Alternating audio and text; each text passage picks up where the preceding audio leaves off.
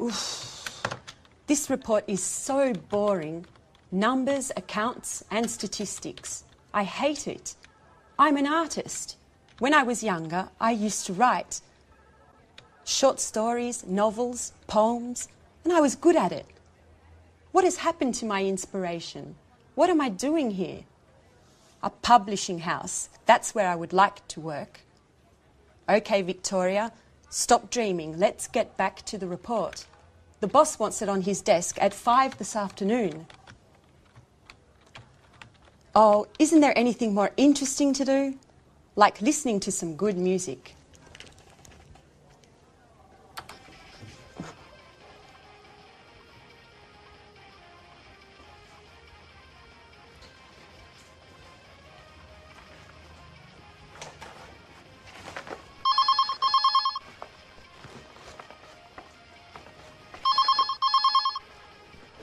Telephone. Oh, the phone.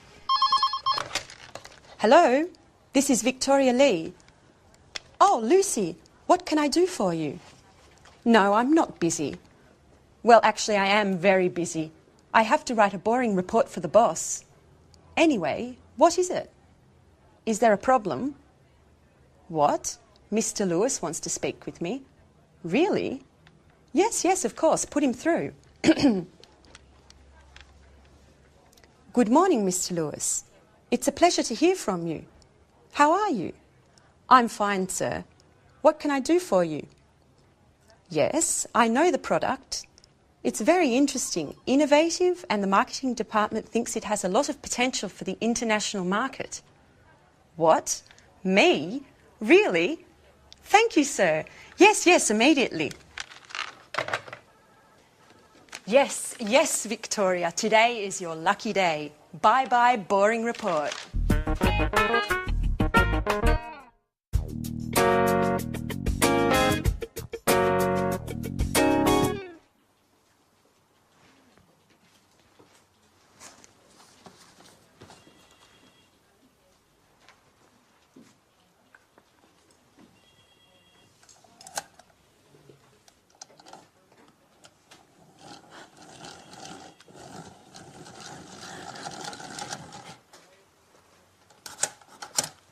So, you are Anne Baxter.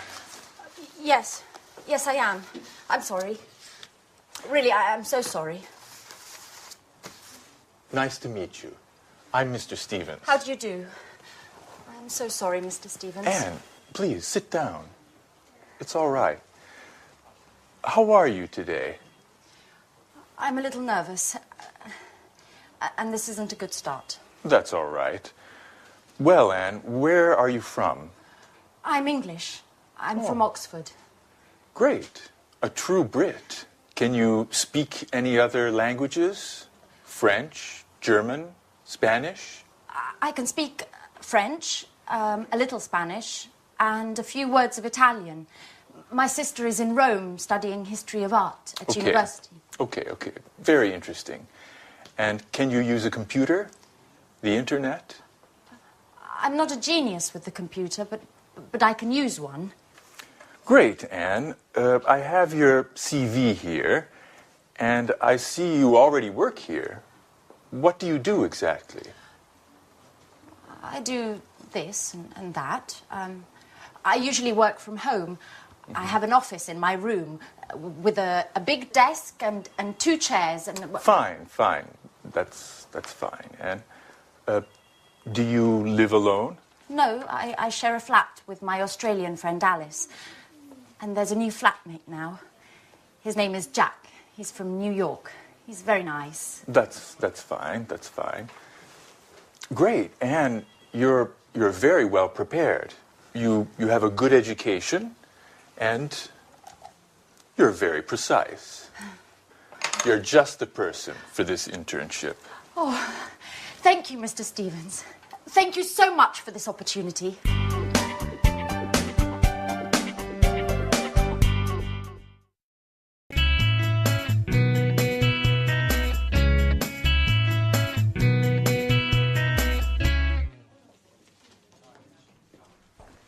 Right this way. Anne, this is Gary. And this is Rachel. Hello. Hi. Pleased to meet you. Rachel is a very important team member at our publishing house. She knows everything about the company. Thanks. She was our first employee in 1985. 1985. And she can answer any questions you may have. Okay, Anne, you're in good hands. Have a productive day. Oh, all right, Anne. Are you ready? Well, Mr. Stevens founded this publishing house in 1985. Oh, just a moment.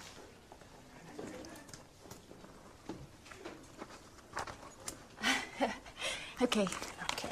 I'm ready now. Our first product was a children's book.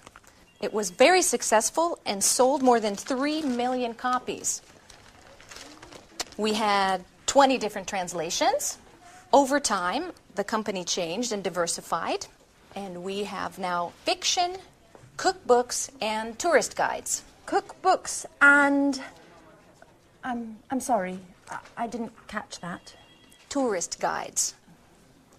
We also have an encyclopedia of history and one of art history.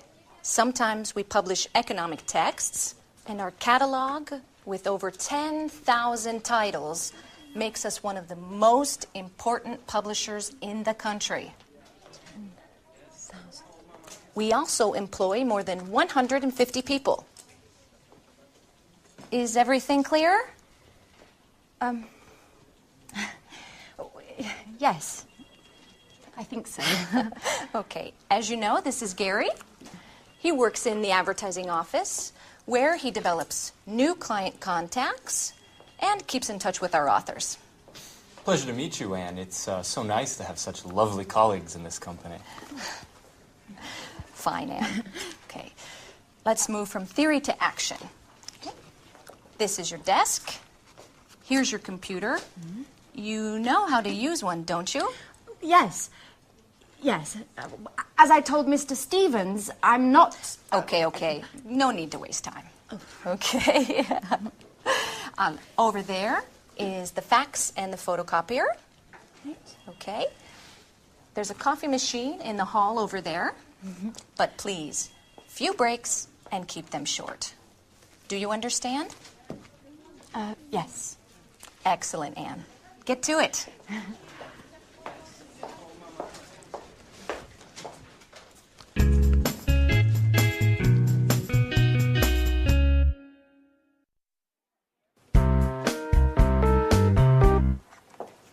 Oh, good morning, Mr. Chang. Excuse me, I was just rearranging my office. Take a seat, please. Thank you. It looks very nice here. Thank you. Well, before we begin to talk about our new product, I would like to give you some information about our company.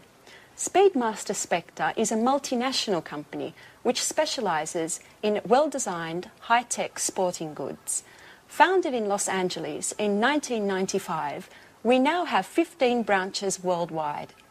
That's very interesting, Mrs. Lee. How much is your company's revenue?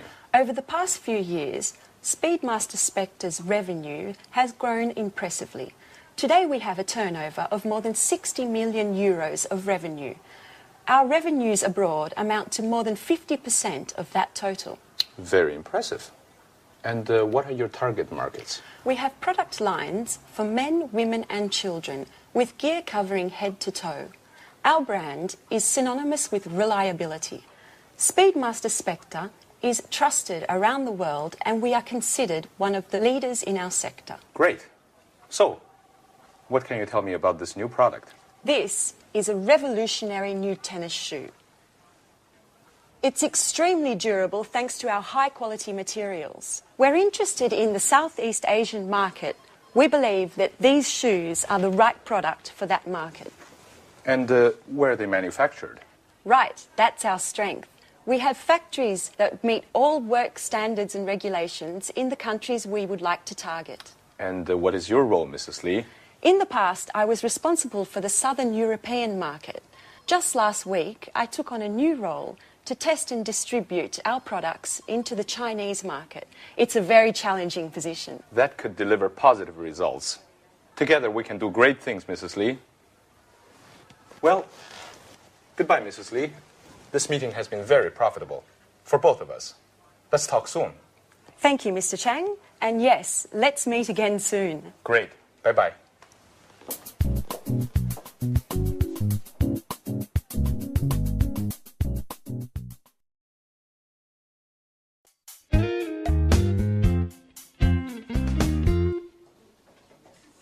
Good morning.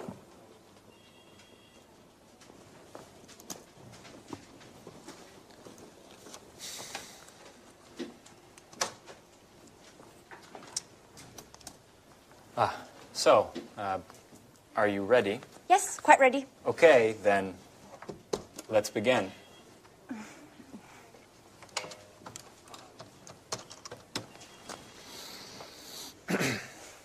Hello, my name is Gary Reynolds from Pilgrim Publishing. May I speak to Mr. Jones?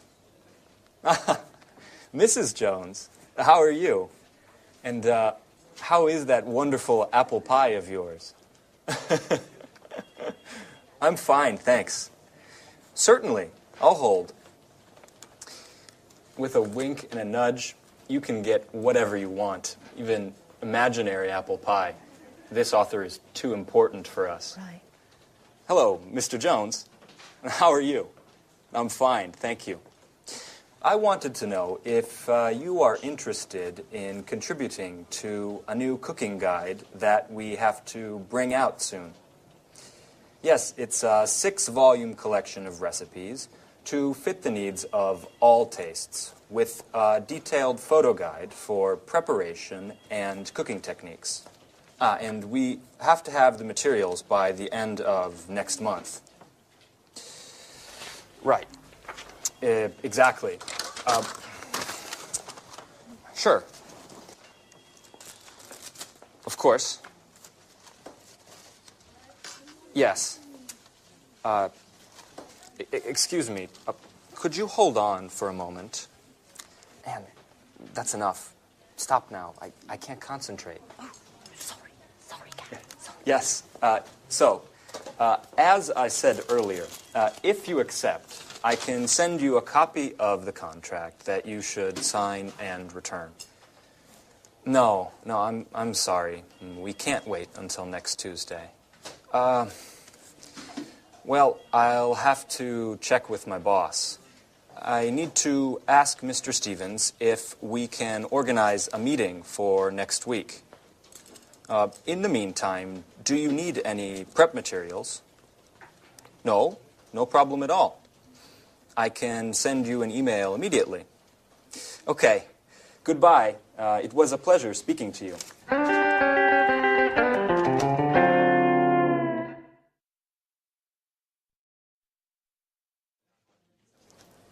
Do you always have to take notes? Yes, I do. I have to learn as much as I can, and there's so much to learn. I study my notes every evening. What a model colleague. You're so serious, so diligent, and an absolute nut about cleaning. Truly an asset to this company. You're making fun of me. No, of course not. It's such a shame. Such beautiful eyes shouldn't only read all the time. Come on, Gary, stop it. Let's get back to work. Okay. I mustn't pay you any compliments then. So, Ms. Baxter, can you give me the notes from my conversation with Mr. Jones? Okay. So, you said to Mr. Jones that... Oh, I have to start from the beginning, right? Anne, calm down. It's not an exam. I know what we should do. You should try a telephone call. Me? Oh, no. No, I'm not ready yet. Sure you are. It's not that difficult. Okay. Here, Who do we have to call next? try to call Mr. Clifford. All right.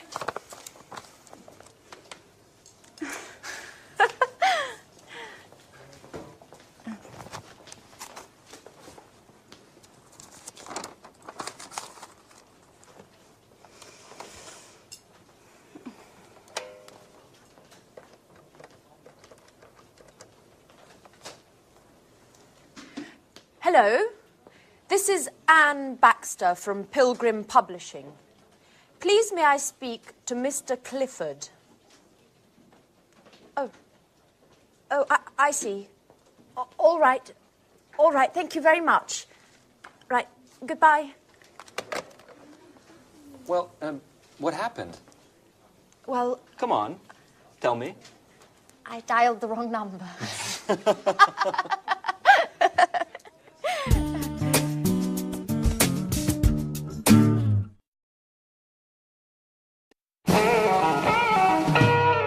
So, Mr. Stevens, may I begin to explain our typographic services? Just a moment, Mr. Richardson. I'm still waiting for our new intern. She has a lot to learn, and I think our meeting would be very useful for her. Good morning. I'm sorry I'm late, Mr. Stevens. Never mind, Anne. Anne, this is Mr. Richardson. How do you do? Good morning. Anne, I see you've had your hair done. Very nice. Oh, thank you, Mr. Stevens. It looks like you were out late last night. I hope you had fun. Were you at a party or perhaps a club? Oh, no.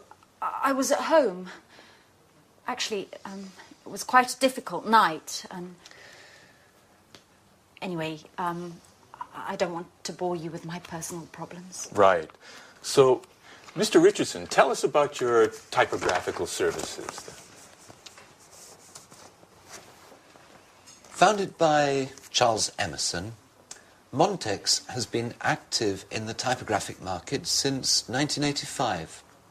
From the beginning, we have been known for our innovation and high-quality products. Mr. Emerson's children, John and Lucy, have continued the tradition by improving and enlarging the family business. The first Montex office was located in Russell Street. Oh, Russell Street! That's where the flower market is. I went there just the other day and bought 2 beautiful yellow orchids. I'm sorry. I'm sorry, Mr. Richardson. I didn't mean to interrupt you. As I was saying, over the years and following changes in the market, our company has diversified and extended its line of products. We've purchased the latest technology, offering our customers the best package available on the market today. In 2000, we moved to a larger office space in order to improve production. Our new headquarters are located in Rodney Road, and we have approximately 55,000 square metres at our disposal. Well, that's a huge space. Yes, that's right. It's very big. Anyway, our first success was with brochures, marketing flyers, pamphlets and company catalogues. We also provided business cards and general printing services. Over time, we moved into book publishing as digital technology and expansions in the market gave us the skills to enter the market. Currently, we're equipped to provide highest quality publishing at an extremely competitive price. Our current capacity is more than 100 million pages per year.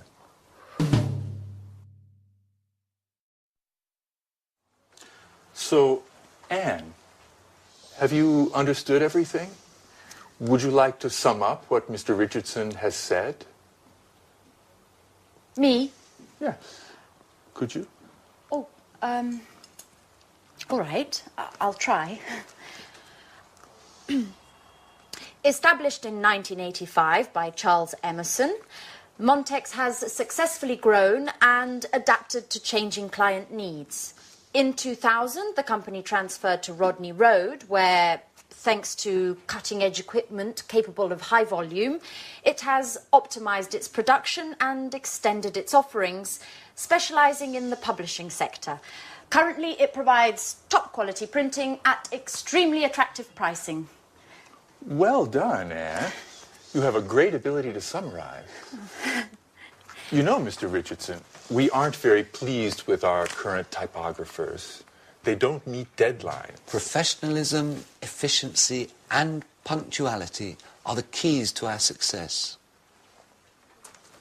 Do you know, that in just a few years, the number of Montix clients has grown by 100%. And what sort of printing do you principally use? Digital printing and offset printing in the case of high-density needs. What? Offset printing? Young lady, you work for a publishing house and you don't know what offset printing is? No, sir. I'm afraid I don't. Is it important? Anne, offset printing is the classic way in which a graphic project done on a computer is converted to the final printed page. I get it. I get it. Well, it is important. It's extremely important. What an idiot I must seem. I basically told you I have no technological know-how. You know, Mr. Stevens, I am studying the editor's manual that you gave me, but I haven't got to the letter O yet.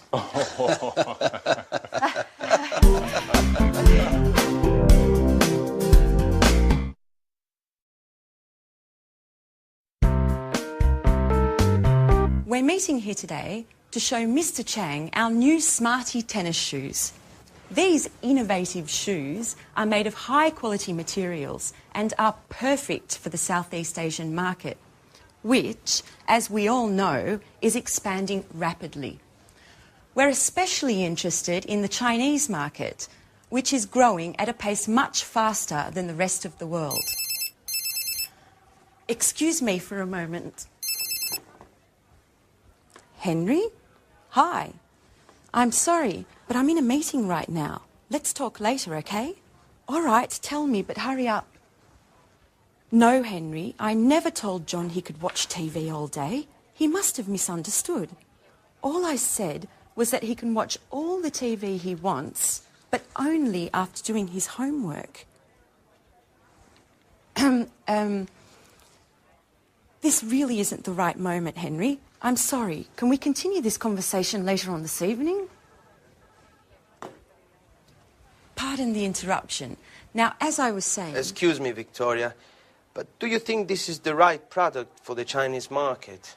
I think that before we export Smart in the Southeast Asian market, we need to take a close look at the local competition and the market's tasters in the sector. Excellent observation, Paul. We've actually already done market research, and as Mr. Chang can confirm, demand for sporting goods in China has grown by 50% over the past 10 years. Far Eastern consumers are increasingly interested in the latest fashion.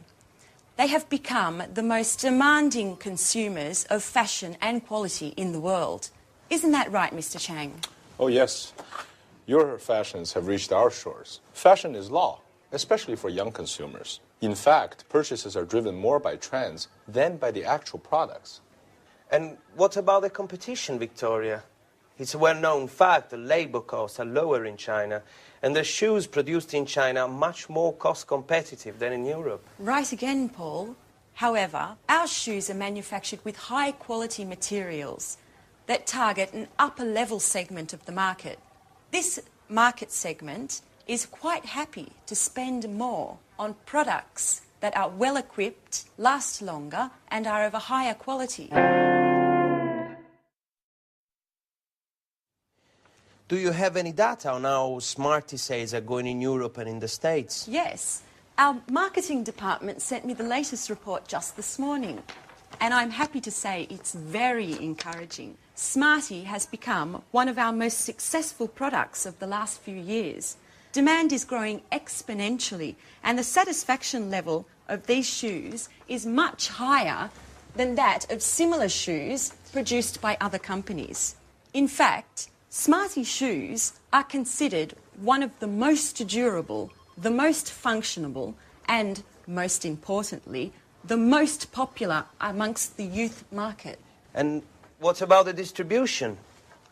It's a very important aspect that we shouldn't underestimate. Yes, Mr. Chang is here to help clarify this issue for us. It is extremely important to have a detailed distribution and promotion plan. we've also got to create a reputable chain of agents to distribute our products over the widest possible area. This, in turn, will help us make importation easier and reduce taxes for entry into the Chinese market. Look, I'm very happy to provide you with any information you may need, as well as contacts inside the Ministry of Industry and the Chamber of Commerce. But, of course, success depends on your goals, your strategy, and the type of financing plan you're willing to provide. And besides that... Oh, excuse me yet again. John, what do you want? I told Dad I'm in an important meeting. No, John, I didn't say that. First do your homework and then you can watch TV, okay? And listen to me. I don't care if your friends aren't studying today just because it's a holiday tomorrow. Do you understand? Tomorrow we're going to see your grandparents, so you have to study today. That's enough of this story, John. No, that's not true. I'm a good mother and I love you, but it doesn't mean I don't have the right to tell you what to do. Listen, I don't want to talk about this anymore. Goodbye. Pardon me, just a little domestic problem. Oh, yes, Mrs. Lee. We all know that kids cause more problems than work. You're right, Mr. Chang. Kids, anyone who understands them is a genius.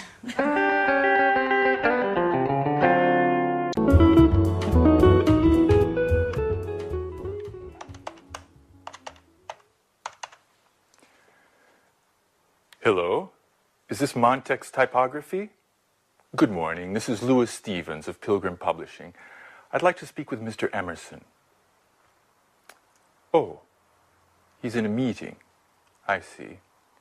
Could you put me through to one of his children, to John or Lucy, please? Oh, they are also in a meeting. Fine, then may I speak with Mr. Richardson?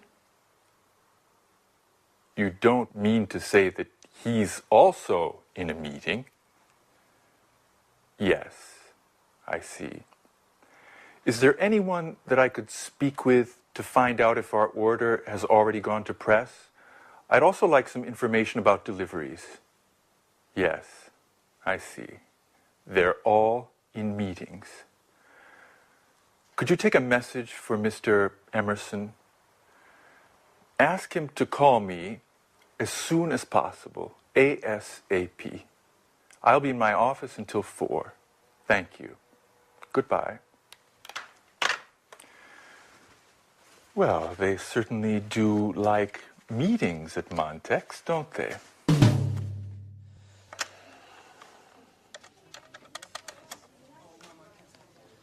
Good morning.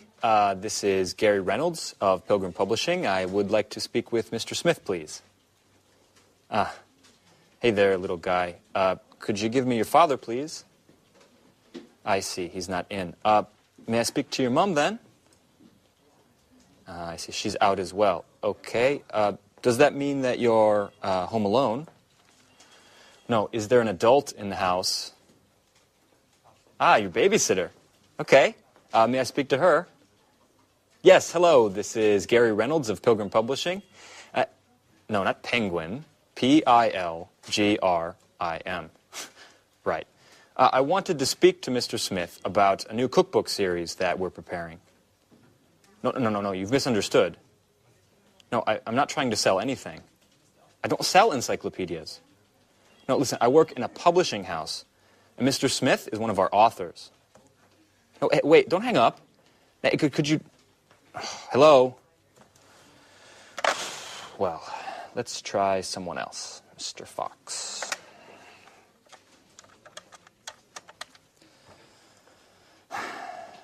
Good morning. This is Gary Reynolds of Pilgrim Publishing. Answering machine. Great. Yes, good morning. This is a message for Mr. Fox. I'm Gary Reynolds of Pilgrim Publishing, and I was interested in finding out if you would like to participate in a new cookbook series that we are publishing soon. You can contact me at your earliest convenience, and you can reach me at the number 786-8776. Okay, thank you. Goodbye. Well, seems like today is just not my lucky day. Oh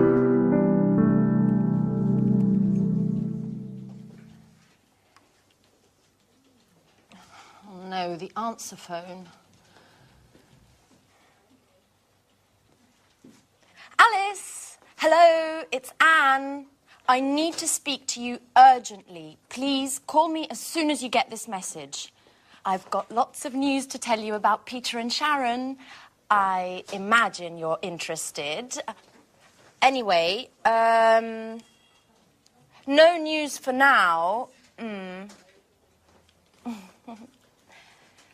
Okay, I'll give you a hint.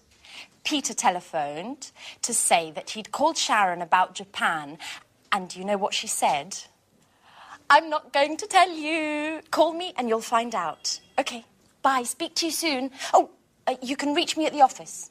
Bye, bye.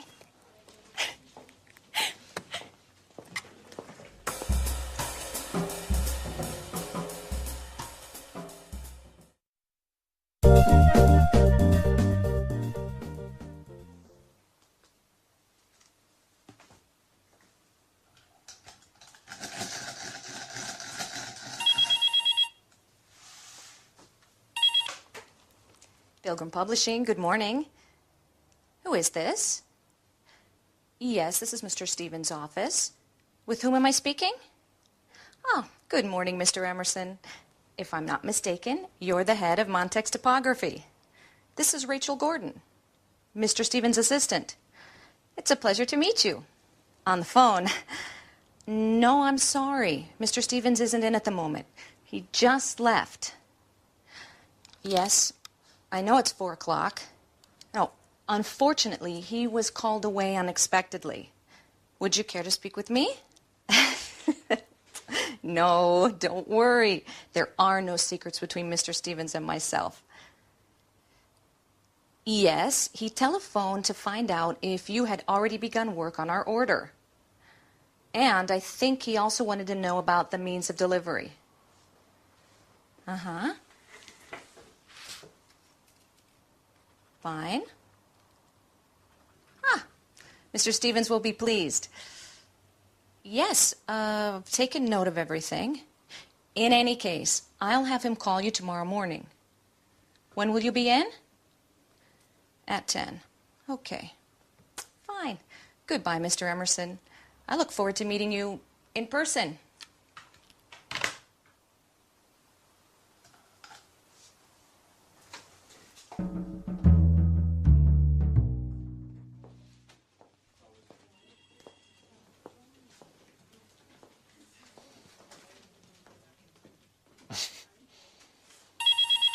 It's Fran. Hello? No, I'm sorry. She's not here right now. Who's this? Alice. This is Gary. Right, the Joker. Which, by the way, was Anne's idea. No, I didn't want to go along, but she insisted. No, I don't know where she's gone. Perhaps to make some photocopies. Would you like to leave a message? Uh-huh. Okay, I'll tell her to ring you as soon as she returns. Are you at home? No, your cell phone. Okay. All right, bye. Oh, hey, Alice. You seem like a really nice girl, even if we don't know each other. May I ask you something? No, it's just that, well, would you like to have dinner with me tonight? But please, don't say anything to Anne. She might get angry. No, I know you two are such good friends. You live together. Okay, don't get worked up. Listen, I was just joking. All right, bye, Alice. No, bye. What a hothead. You really can't say anything to her. Such a pity. I would have liked to take her out. She is very nice.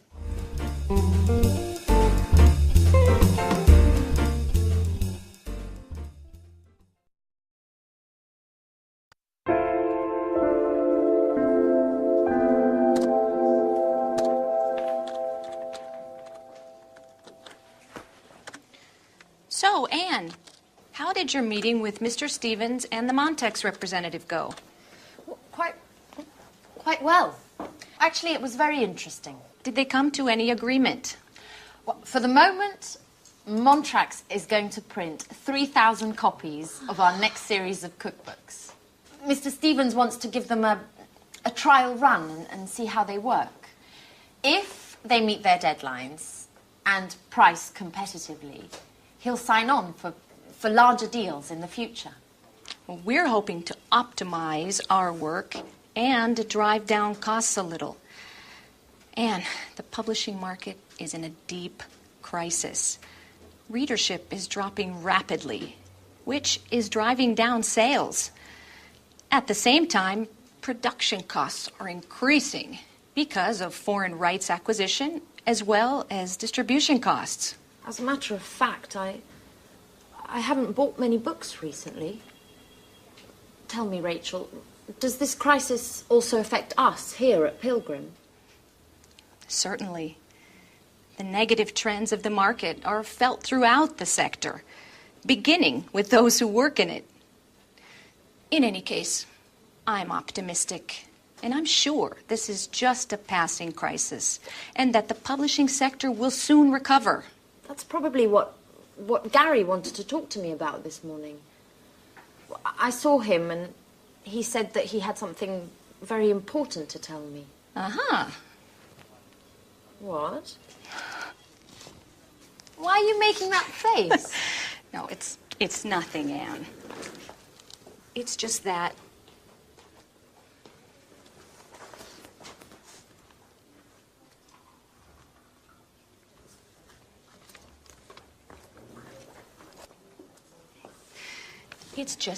I don't trust Gary. He's a Latin lover and full of himself. He chases all of the pretty girls around here, and you are just his latest victim. Look, Rachel, I'm perfectly capable of looking after myself. I only have a working relationship with Gary, and that's how it's going to stay. Sorry, Anne. I certainly didn't mean to offend you. I'm quite aware that you are an intelligent young woman who can keep men like Gary at a distance. In any case, I just wanted to warn you. I'm sure you'll agree with me once you get to know him.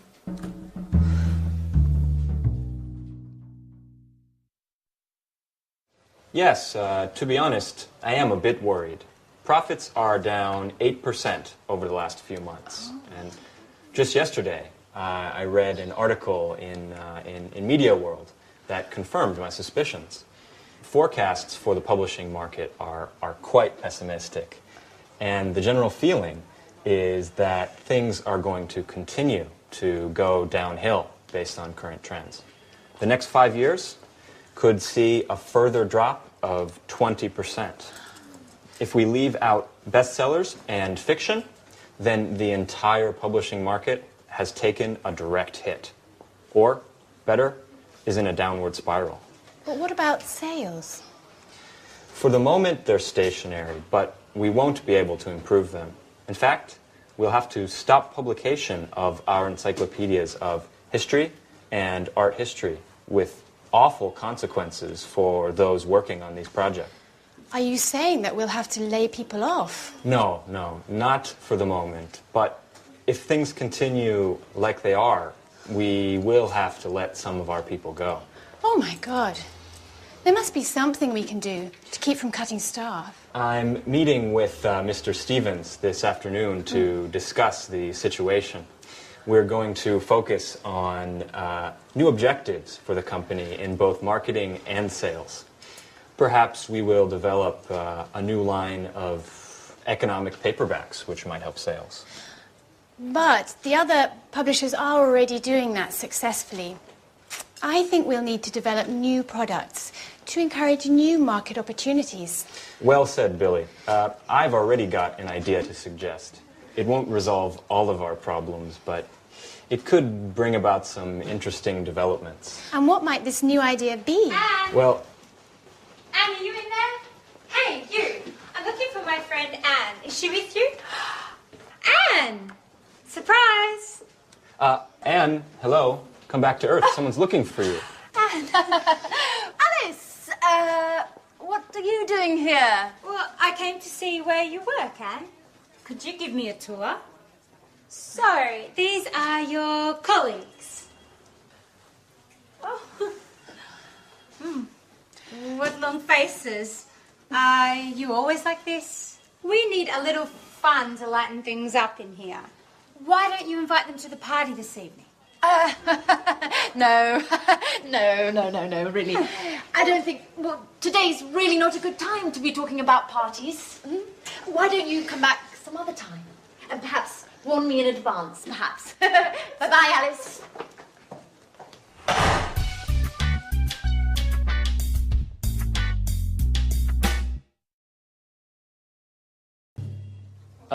Right. Anne, are you ready for your next telephone call? Oh, yes. Okay, you need to get in touch with Mr. Bradford. He's a great author who has worked with us for years. He's quite friendly, and he's quite a wizard at the stove. He opened a restaurant a few years ago, but he sold it to move on to writing cookbooks. He knows 1,000 tricks in the kitchen, and he can make anything taste great, even tomato soup. Oh, come on, stop it, Gary. I've only had half a sandwich today, and hearing about tasty treats is driving me crazy. I know. Speaking of eating, when are we going to have dinner together? You don't know when to quit, do you? Enough joking around. Well, let me give the kitchen superman a call. Okay, but don't forget to pay him compliments. This guy just eats them up.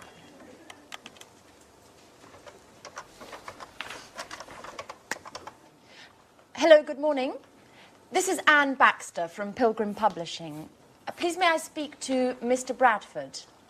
Oh, Mrs. Bradford, hello. I've heard a lot about your husband. He's quite the chef, isn't he?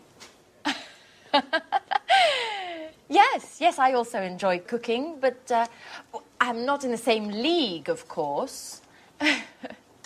Well, I'm calling to propose a new cookbook series to Mr. Bradford. We're going to be taking it to press soon. Okay, yes, thank you. Yes, I'll hold.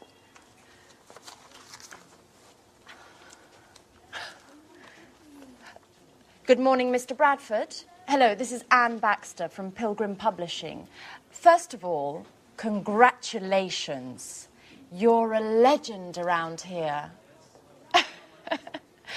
But as I was telling your wife, I'm calling to see if you're interested in participating in a new cookbook series that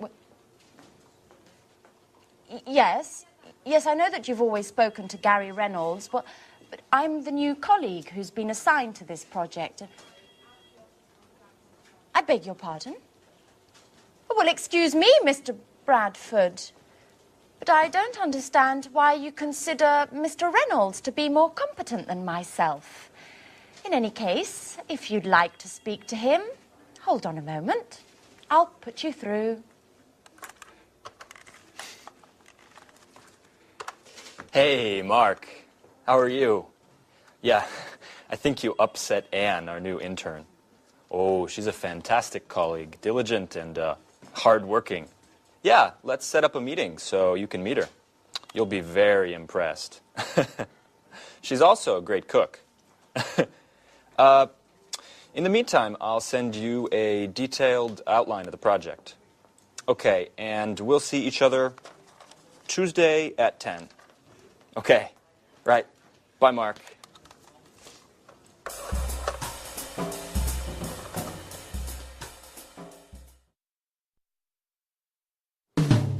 Well, what a pleasant person he is. Oh, come on, Anne. Don't let him get to you. Mr. Bradford is just a little shy with those he doesn't know. But you'll see. He's quite a lot of fun once you've met him. Why don't we take a short break? How about a little fun on the telephone? I need to relax and have a good laugh. Okay. But who should we call? I know. Let's call my flatmate Alice. She's always looking for new boyfriends, and you could pretend to be a friend of Jack's, the other flatmate, saying that you saw a picture of her and that you'd love to meet her. Okay, but she isn't going to get angry with me, is she? Oh, no, we'll tell her it was just a joke.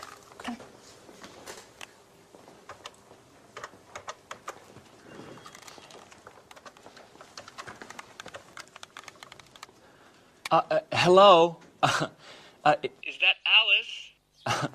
Yeah, this is Gary. And I'm calling because, Well, I'm a little shy. and I'm a friend of Jack's, and yesterday he showed me a picture of you. And, well, I think you're pretty cute. Hello? Could you speak up? The line is terrible.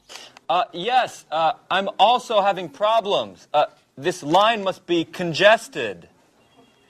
My name is Gary, and I'd like to get to know you a little better. What? Who are you? I'm a friend of Jack's, and yesterday I saw A picture of you. How could that be? What picture? Don't raise your voice with me. Me, Alice. In the picture, there were 3 people. One was Jack, one was an ugly girl, and then a very beautiful lady. And Jack told me it was you. hold on while I put you through to a friend of mine who doesn't agree with me about the ugly girl. Hello? Who's speaking? This is Alice, and I urgently need to speak with the other guy. I think his name is Gary. I'm afraid I can't hear you. Could you speak up? I said I urgently need to speak with Gary. Oh, I'm afraid Gary's very busy at the moment. If you'd like an appointment, I can fit you in the beginning of next month. What? You are joking, aren't you? I told you I need to speak with him immediately. Alice! It's Anne. It's a joke. And you fell for it completely. Anne, you scared the hell out of me. What a stupid joke. Okay, maybe it was a stupid joke, but you bought it hook, line and sinker.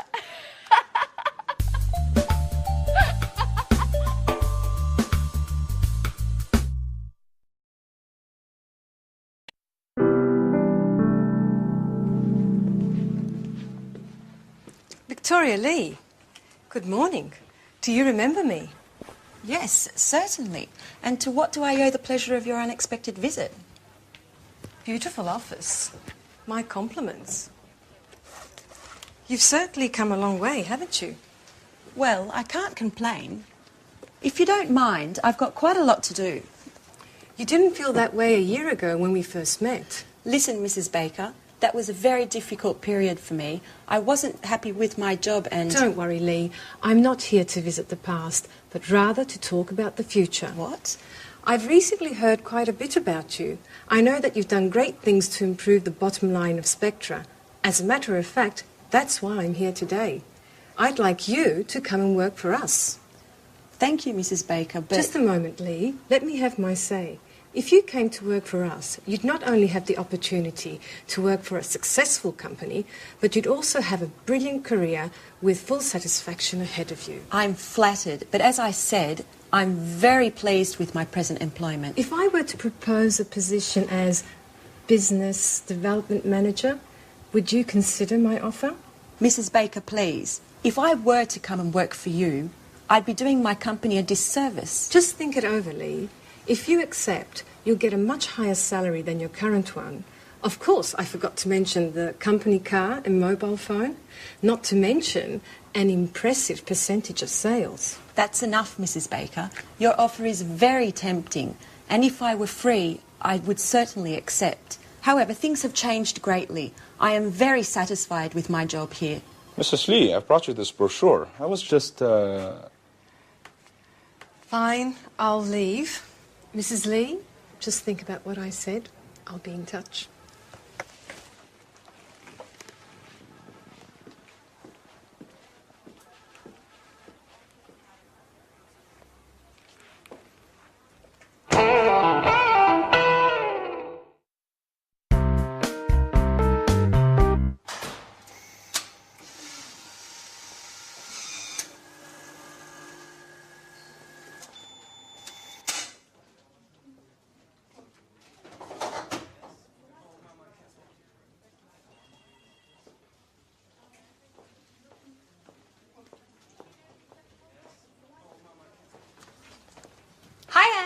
you got a moment? I just have to show you a few things. Alice, how many times have I told you to call before you come and visit me at the office? If my boss finds out, I'll be in trouble. Oh, yes, I know. You're right. I'm sorry. Anyway, you are on your coffee break, and I just need some advice. I'm going out with Philip tonight. You know, the handsome guy I met at the library last week. Oh. I told you about him, didn't I? I don't know, Alice. I've lost count. Every week there's a different guy. And what's so important about him that you couldn't wait to see me? What if I wear this tonight? It's nice. Red suits you. Really? But if I wear this, I'll have to find the right black shawl. By the way, can you lend me the one you bought last Saturday? Alice, it's brand new. I haven't even worn it yet. Come on, Anne. I told you that this date is really important to me. Okay. What if I wore this one? That's pretty too. Yes, but if I wear this one, it would go better with your blue hat. Could you lend it to me? Oh. Please, Anne. Oh, Alice, no, not that one. It was a present from my sister. Oh. I'm very attached to it. Oh, please, Anne. Come on, help me, please. Okay, it's impossible to pick you out of anything anyway. But if I'd known you were going to borrow my entire wardrobe, I would have immediately told you I was very busy. Thanks, Anne. You're the best. Yeah. Okay, I'm going now. By the way, what would you say if I told you I had broken your camera? You've done what? Oh, come on, Anne. I'm joking. Oh, I think work is making you just a little bit too nervous. Bye.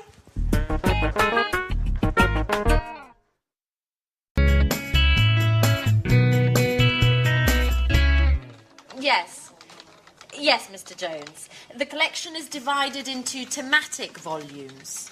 Your volume will be the first, dealing with starters. That's right. Yes, recipes should be written clearly and precisely. Well, I'm not sure I agree with you there. Ingredients should be written separately, directly under the title of each dish. Okay, I'll expect your first instalment next week then. All right, goodbye, Mr. Jones. Goodbye.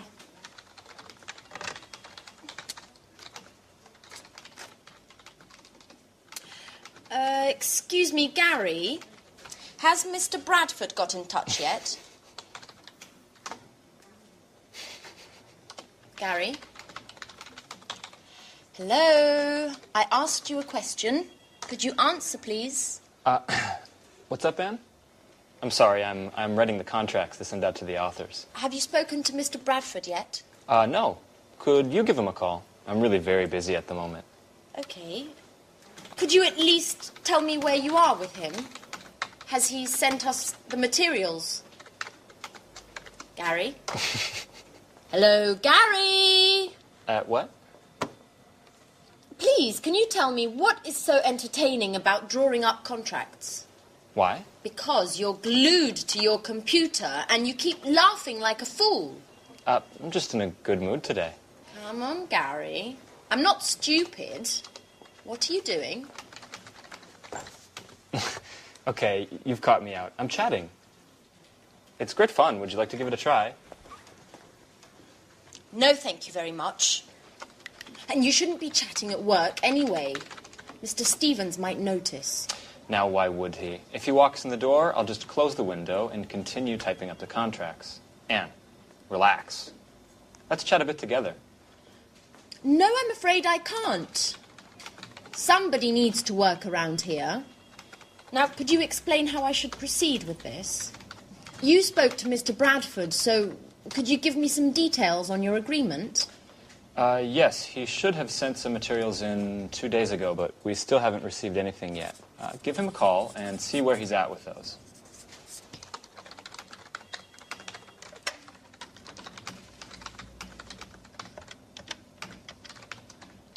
Hello, Mr. Bradford. This is Anne Baxter from Pilgrim Publishing. Hello. We are still waiting for the materials you should have sent us 2 days ago. I just wanted to know if you were having problem. Well, what does the index have to do with it? I'm afraid I don't understand. No, it's just I wasn't aware that... No, I don't think... What, could you just hold on a second? Hey, Mark, this is Gary. No, don't worry. Everything's just fine. Anne just didn't know. Have you finished the index, then? Okay, great. We'll expect your email, then. Okay. Bye, Mark. I hate you, Gary. If you spent a little time filling me in instead of chatting on your computer, I might just know what's going on around here. What? Ooh!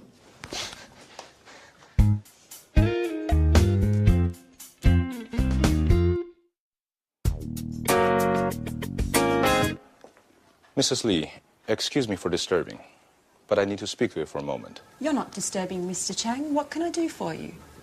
Perhaps it's none of my business, but considering the importance of the deal for you and your company, I want to be absolutely sure that everything goes smoothly and that no ugly surprises are around the corner.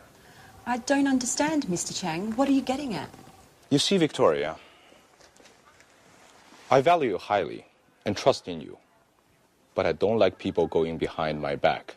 What are you insinuating, Mr. Chang? Victoria, I know very well the woman who visited you in your office yesterday, Mrs. Baker, Human Resources Director for Play, the world's largest sporting goods chain. And? Mrs. Baker is well known as a headhunter. You know, those personnel managers who rob other companies of their own talents to employ for their own companies. So tell me, Victoria, what did Mrs. Baker want from you? You're right. Mrs. Baker made me a very interesting offer, but I certainly have no intention of accepting. Are you quite sure, Victoria? Look, Mr. Chang, I had an interview with Mrs. Baker last year. At the time, I was working for Spectre, but I was very unhappy. I had been hired to work in the business office and had expected more important assignments. But unfortunately, my work was very monotonous and boring, nothing that met my expectations. So I sent a CV to Play, they contacted me for an interview, but there weren't any positions open at the time. Therefore, I stayed at Spectre. And there's another thing, Mr. Chang. I have a dream. I've always wanted to work in a publishing house ever since I was a teenager. And that's also why I wanted to leave this job. Numbers just don't go with my creativity. And what about now, Victoria? Do you still doubt about your job? And what about your expectations? Well, now things are different. I've taken on a role with more responsibilities, and I'm working on important projects like this one. It's been a double victory for me. Not many women have such prestigious positions, and I'm quite proud of that. I finally have the chance to demonstrate all my abilities, and I have no intention to renounce that. You have to believe me, Mr. Chang. I have no intention whatsoever of betraying my company. I believe you, Victoria. I certainly appreciate your sincerity. You're quite a capable young woman. And I'm certainly very pleased to have solved this little misunderstanding.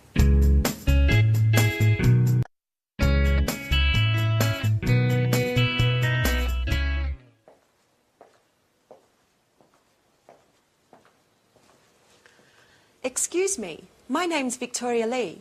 Today's my first day at work, and I'd like to know... Great.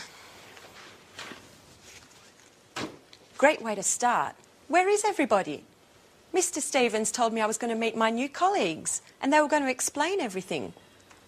Wonder if I've come to the wrong department. Ah, you must be the new arrival. Pleasure to meet you. I'm Rachel. The pleasure's all mine. My name's Victoria Lee. Mr. Stevens asked me to show you the office and explain everything. So, over there is the fax and the photocopier. This is your desk and computer. What else? Oh, yes, you'll find a coffee machine down the hall. But please, remember... Few breaks, and please keep them short. This gentleman is Gary Reynolds, head of marketing. How do you do? I'm Victoria. Mr. Stevens tells me that we're going to be working closely together. I must say, it's quite a pleasure to spend so much time with such a lovely young lady. Happily married woman, married with a son, as a matter of fact. Well done, Victoria. Let him know who's who.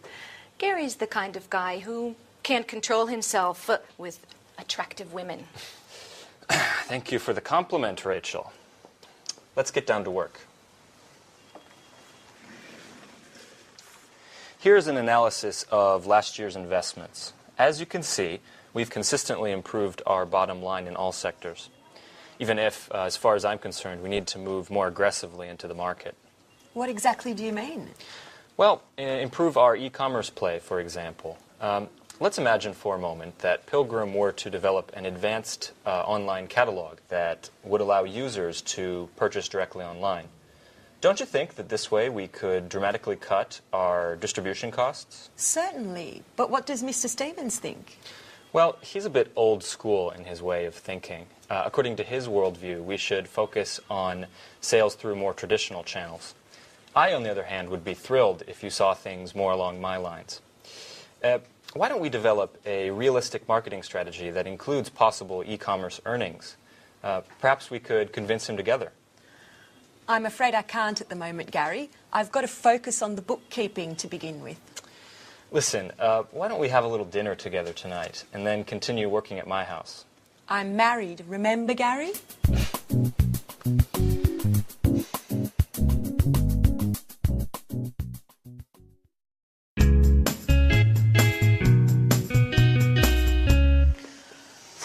Statistics, accounts, reports. Not much has changed from Spectre. And I was hoping for a more creative position. See you later.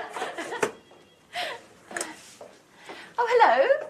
You must be the new hire. I'm Anne Baxter. I'm Victoria Lee. I recognise your name. Have we met before? I don't think so. Or perhaps we met at the Red Lion pub. I often go there with my friends. No, it doesn't sound familiar. Actually, I have a son, so I don't get out much. But still, I've heard your name before.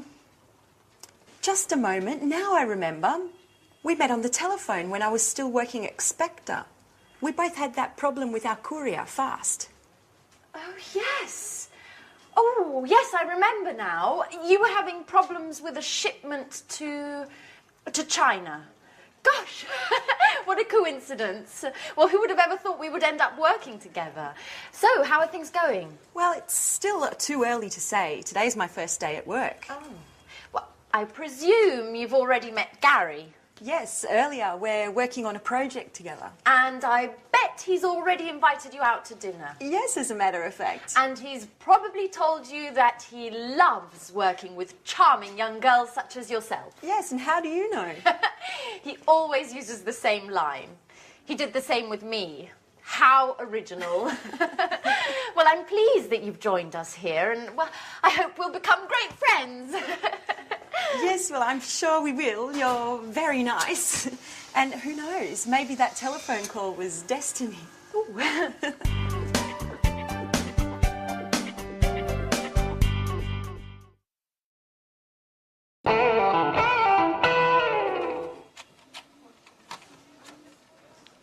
Who's in charge of delivery to the Blue Moon bookshop? Ann and I. Why? They've just telephoned complaining that they haven't received anything yet. Well, that's impossible. I sent the delivery 5 days ago. That's just it. I don't understand what could have happened. The merchandise should have arrived by now. Anne, call the shipping agents to find out what's up.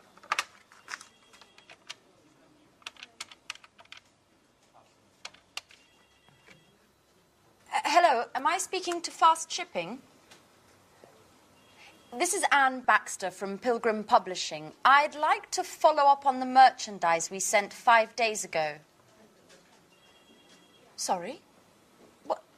That's impossible. There must be some mistake. You can't have delivered it. Our client has just telephoned saying that they haven't received anything yet. Okay. Okay, I'll take a look at the paperwork and get back to you. Yeah, bye-bye. Well, Fast claims that the goods were signed for by the consignee. Rachel, go get the bill of lading. We need to look into what caused this mistake. Gary, are you sure you provided the exact address? Certainly, I still remember it. It's 35 Lafayette Avenue, Orange. That's it, all right. What about the duty? Do you remember paying it? Duty? Excuse me, Mr. Stevens, but we're EU members and aren't required to pay duty. Merchandise is free to move between the member states, and duty is no longer required, nor is documentation. EU? What does Europe have to do with it? Excuse me, but orange is in France, isn't it? Good God, Gary. Blue Moon is in Orange, but not in France. Orange is a city in Massachusetts, USA. Call the bookshop immediately. What an idiot. That's why I paid less on freight charges than was budgeted.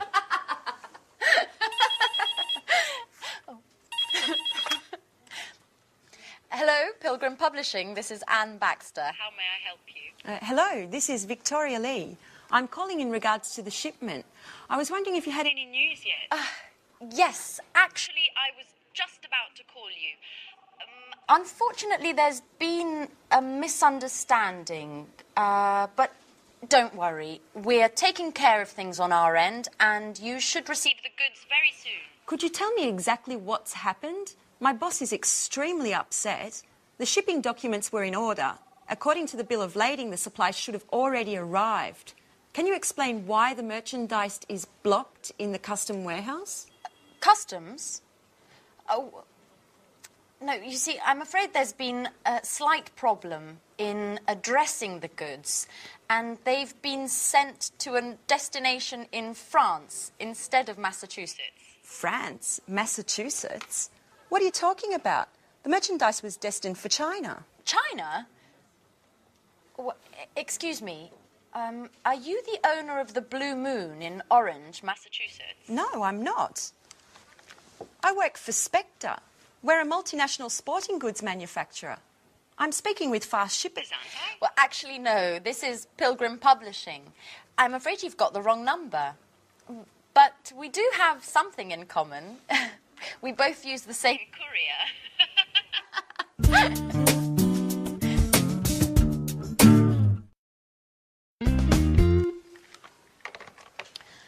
Life is funny. I dial a wrong number, and who do I call? A publishing house. Maybe it's fate. Nice young woman as well. What was her name? Anne Baxter, that's right. We use the same couriers and are both having problems with deliveries. What a strange coincidence. Mrs. Lee, have you spoken with fast shippers yet? Not yet. The number's always busy. We have to figure out what's happened. This delivery delay is costing us a lot of money. The courier assured us that the merchandise didn't have to pass through customs, that it would have left their warehouse with the customs bill already compiled, without any additional customs requirements. That's right. Considering the shipping costs, they're so high because they include all international delivery costs, such as transit, loading and unloading, assembly, and warehouse storage costs. Just a moment. I've got it. Did you remember to attach the certificate of origin, Mrs. Lee? The certificate of origin? I don't really know what that is. It's never been required for our shipments. The certificate of origin is that document which states the merchandise's country of origin for customs purposes. It's absolutely necessary for companies doing business in countries which don't belong to the EU, provided upon customs officials' request. And China is one of those countries. I'm sorry, Mrs. Collins. I didn't know. I swear it. Up until now, I've never taken care of shipments. This is going to be one very expensive mistake. Oh, by the way, I'll be taking our losses caused by this delay out of your salary.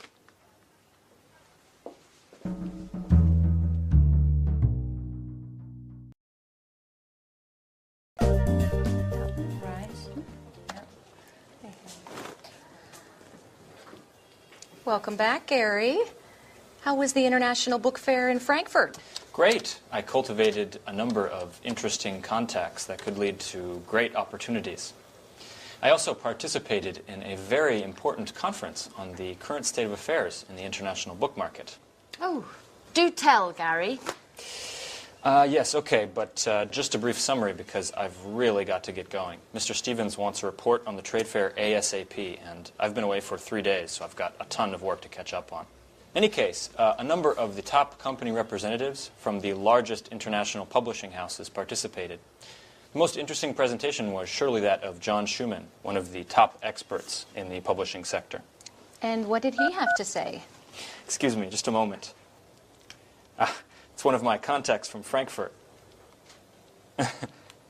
As I was saying, John Schumann, using the most current data as his starting point, he determined that the publishing market is growing slowly and that the number of readers is stagnant. It's the readers who already buy books and who want to increase the size of their libraries who are responsible for sales.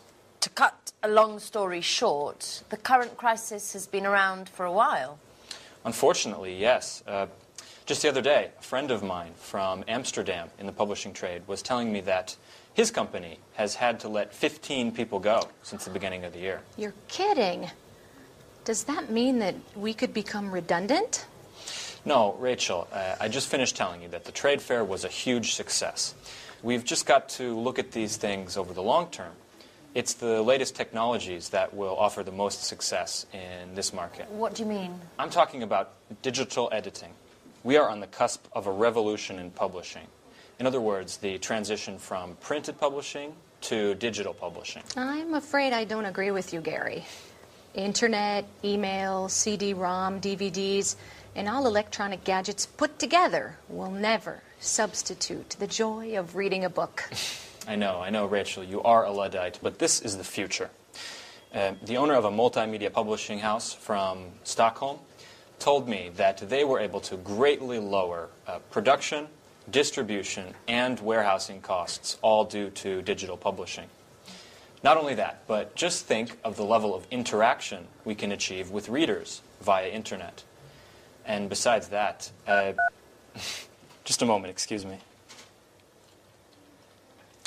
I bet it's one of your important contacts from Frankfurt. Yes, as a matter of fact, it is. Judging from your expression, I'd say that these contacts are mostly female.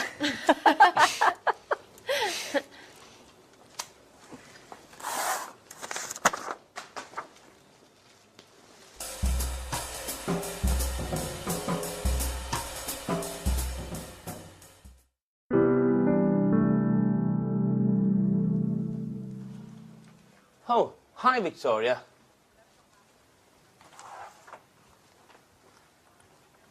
Why weren't you at the meeting this morning? Which meeting? The meeting that Mrs. Collins called with all the department heads to come to grips with the situation. And I quote, to discuss the means with which we can improve both production and company efficiencies. No one told me anything. I bet she did that on purpose, my darling boss. She wanted to get back at me for a mistake I made on a shipment. She always keeps me out of the loop on all the important developments and makes me do the work of a secretary. I hate her. Come on, Victoria. Chin up. Things will get better. I'm not sure about that, Paul. Anyway, tell me, what did you discuss at the meeting? Well, you can imagine the tone that Mrs. Collins used. She prefers cold and distant. She urged us all to work even harder to overcome this difficult moment for the company. According to her, we should be working 24/7, 365. Listen to this. She told the warehouse manager to calculate the efficiency of workers more precisely as they go about their tasks, and if necessary, to lengthen their hours. Then she invited Mr. Rover, the personnel director, to evaluate the necessity of any new hiring. She told him that from now on, each and every short-term or long-term plan must first be evaluated and approved by her. I always said she was a dictator. Yeah. And she claims that we should be delighted at her flexibility, and that many corporate heads she knows would just resort with a huge personnel cuts to improve the situation. Oh, what an understanding woman. You bet. Then she added that companies need to meet deadlines, and to work within strict budget in order to keep clients satisfied and remain competitive in the market. Finally, referring to you, she reminded us all that delays and errors in projects are absolutely unacceptable. What are you doing, Victoria? Are you taking notes? No, I'm writing my letter of resignation.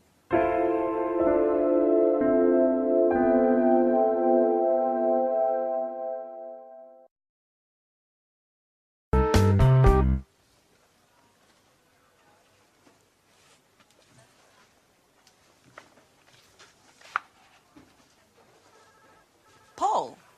Don't tell me this is true. Are you really going to leave? Yes, Paul. I just can't stay here. Since Mrs. Collins has arrived, the work climate has become unbearable. She never misses an opportunity to humiliate me and to assign me the most demeaning tasks. And what are you going to do now? Well, I've got in touch with a number of companies. This afternoon, for example, I have an interview with a publishing house. Publishing house? You're not going to become an author, are you? Precisely. You know it's always been a dream of mine. I don't think the interview is going to focus on my literary talents. But, Paul, you look awful. What's the matter? I'm a bit concerned about things. We're having a meeting with the major shareholders of Spectre to take a look at the balance sheets. And is that a problem? Well, as you know, the year-end balance sheets provide an overview of the economical, fiscal and fiduciary effectiveness of our management.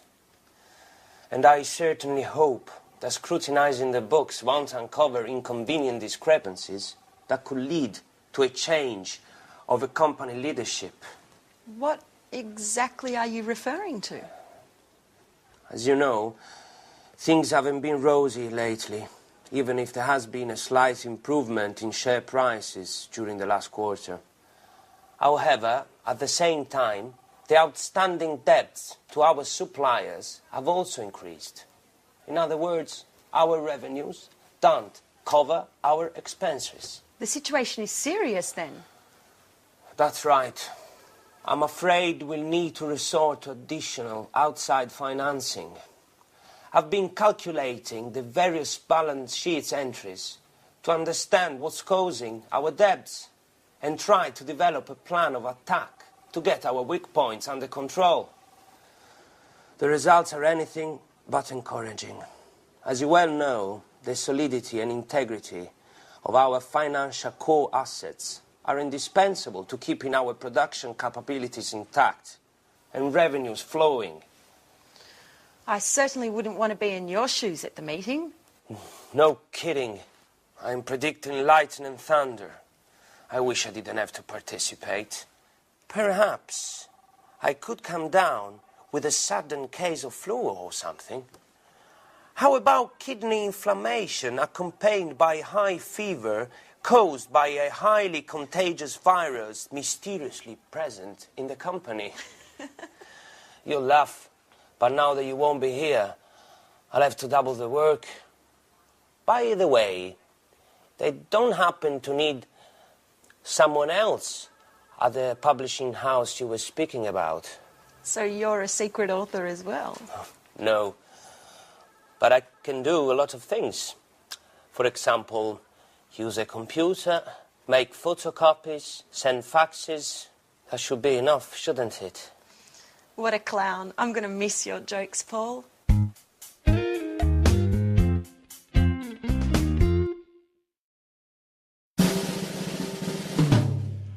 Yes, I see. I understand. But it has to be done by Friday. Is that possible? Good, good. It's very important.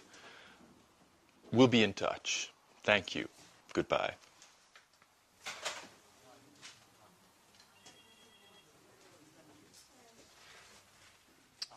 Mrs. Lee, you've got an exceptional CV. Well, thank you, Mr. Stevens. I don't quite understand why you left Spectre.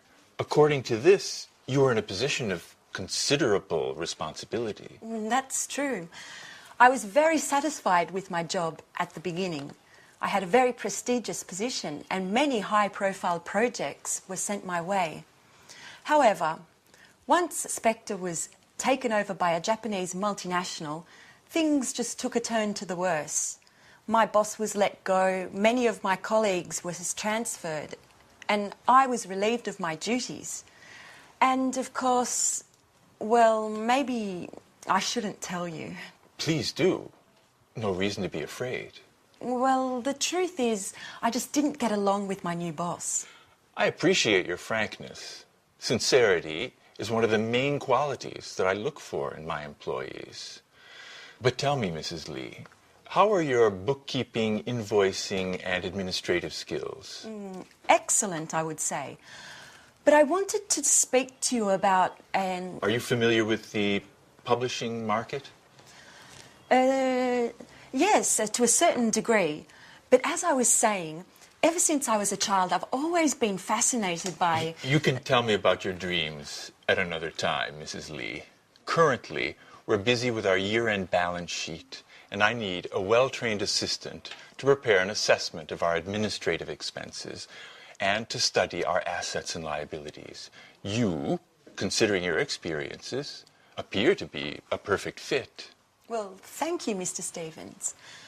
But once this emergency has blown over, I was wondering if perhaps you could take me into consideration as Yes? as an author. I'm quite talented. My literature professor at university used to encourage me. This is not a school, Mrs. Lee.